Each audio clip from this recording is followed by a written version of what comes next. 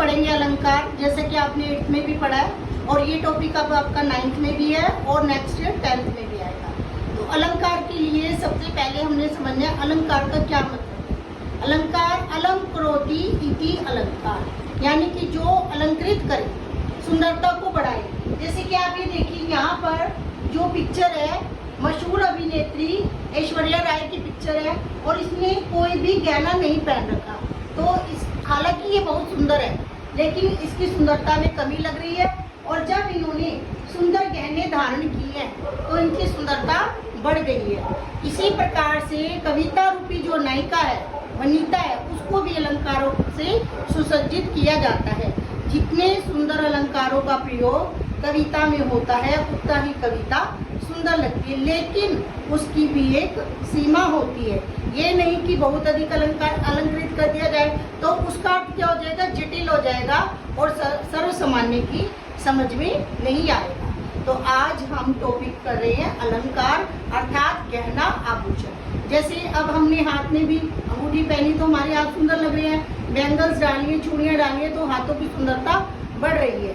इसी प्रकार से हमारी नायिका ऐश्वर्या राय में हम दोबारा से देख रहे हैं, देखो बिना गहनों के कैसी लग रही है और गहनों को धारण करने के बाद कैसी लग रही है। तो आज हम करेंगे अलंकार के दो भेद होते हैं, शब्दालंकार और अर्थालंकार। तो आपकी 9th क्लास के सिलेबस में शब्दालंकार आ रहे हैं, जिसमें सिर्फ हमें 3 ही अलंकार करने हैं, अनुप्रास, यमक और श्लेष। अनुप्रास में क्या होता है, यहाँ पर वर्णों की बार बार आवृत्ति होती है। जैसे वर्ण ए, कै, खे, गे, ये सभी हमारे वर्णों के अंतर्गत आएंगे। जैसे सबसे आसान एग्जाम्पल आप ये याद रखिए, रघुपति, राघव, राजा, राम। यहाँ पर किस वर्ण की आवृत्ति आ रही है, र वर्ण की आवृत्ति होने के कारण यहाँ पर कौन सा अलंकार आ रहा है, अनुप्रास। इसी प्रकार से आप देखिए, चारू चंद्र की चंचल किरणें खेल रही थी जल थल में। अब यहाँ पर च वर्ण की आवृत्ति आ रही, यानी कि जहाँ पर एक ही वर्ण की बार बार आवृत्ति आए वहां पर कौन सा अलंकार हो गया, अनुप्रास। सीधा सा आपने ध्यान रखना है वर्णों की आवृत्ति। उसके बाद हमारा आ रहा है यमक। यमक में क्या है, शब्दों की आवृत्ति होगी। अनुप्रास में वर्णों की है और यमक में शब्दों की आवृत्ति है। इसके लिए हम उदाहरण लेंगे, वे 3 बेर खाती थी, वे 3 बेर खाती हैं। अब यहाँ पर राजा की रानियों के बारे में बताया गया, जब वो महलों में रहती थी तो 3 बेर मतलब कि वो 3 बार खाना खाती थी और अब उनका बुरा समय आ गया है, वो वन में भटक रही हैं, तो उनको खाने के लिए केवल मात्र 3 फल, बेर जो एक फल का नाम आ रहा है, यहाँ पर 3 बेर ही खाने के लिए मिले हैं। इसी प्रकार से हम एक और एग्जाम्पल लेते हैं, जेते तुम तारे नभ में तेते ना तारे, कि जितने तुमने इस भव सागर से पार उतार दिया। अर्थात भगवान के लिए कह रहे हैं कि जितने भी बुरे व्यक्ति हैं इस संसार से आपने जिनको पार कर दिया है, उनकी इतनी अधिक संख्या है कि उतने आकाश में तारे भी नहीं है। तो तारे शब्द एक तो स्टार के लिए आ गया, तारे जो आसमान में चमकते हैं, और दूसरा शब्द आ गया भव सागर से पार उतारना। तो यहाँ पर अनुप्रास में आ गई वर्णों की आवृत्ति, एक ही वर्ण बार बार आ रहा है, रघुपति, राघव, राजा, राम। मुदित महीपति मंदिर आए, सेवक सचिव सुमत संग लाए।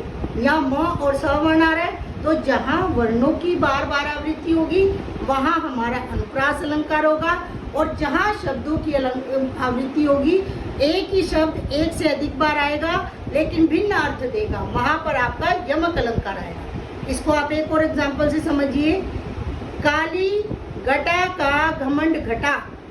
घटा शब्द यहाँ पर 2 बार आ रहा है।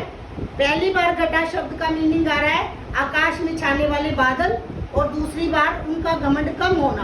तो घटा शब्द के 2 अर्थ आ गए, यानी कि शब्द एक से अधिक बार आ रहा है लेकिन उसके अर्थ भिन्न भिन्न आ रहे हैं। तो वहाँ कौन सा अलंकार आएगा, यमक। अब हमारा लास्ट रह गया श्लेष अलंकार। श्लेष में एक ही शब्द के अंदर अनेक अर्थ छिपके होते हैं और उन्हें हमें निकालना पड़ता है। वहां पर शब्द एक बार आएगा लेकिन उसके मीनिंग अलग अलग होंगे। जैसे सुब्रन को ढूंढत फिरत, सुब्रन को ढूंढत फिरत कवि व्यभिचारी चोर। अब सुब्रन जो शब्द है ये एक ही बार आया है लेकिन इसके 3 अलग अलग अर्थ आ रहे। सुब्रन को वो ढूंढत फिरत कवि, कवि के लिए सुंदर अक्षर, कवि क्या ढूंढेगा कि मेरे शब्द सुंदर हो जिससे मेरी कविता सुंदर लगे। और व्यभिचारी जो चरित्रहीन व्यक्ति है वो क्या सोचता है कि मुझे सुंदर सुंदर स्त्रियां प्राप्त हो। इसी प्रकार से चोर क्या चाहता है हमेशा कि मुझे सुंदर स्वर्ण प्राप्त हो। तो शब्द हमारा सुवर्ण एक बार आया लेकिन उसके मीनिंग 3 आ रहे। तो श्लेष में एक ही शब्द एक ही बार आएगा लेकिन उसके मीनिंग अलग अलग निकलेंगे, जिस कारण वहां पर श्लेष अलंकार होगा।